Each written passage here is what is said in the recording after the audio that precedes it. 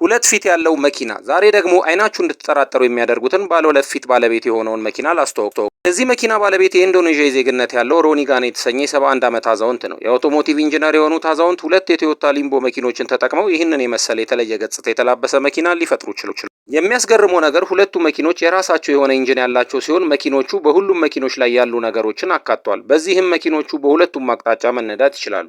ሹፌሩ ከፊት ሆኖ ሲነዳ ከኋላ ያለው የመኪና ጎማ ወደ ኋላ ይሽከረከራል። አዛውንቱም መኪናውን ሰርተው ለእይታ ካቀረቧት በኋላ በርካታ ኢቨንቶች ላይ እየወሰዷት ለሰዎች ግርምትን ከመጫር ባለፈ ለአዛውንቱም የገቢ ምንጭ ሆናላቸዋለች። እንደዚህ አይነትና ሌሎች መረጃዎች እንዲደርሶት ላይክ፣ ኮመንት፣ ሼር፣ ፌቨራይቲ ለብዙሃኑ እንዲደርስ ኮፒ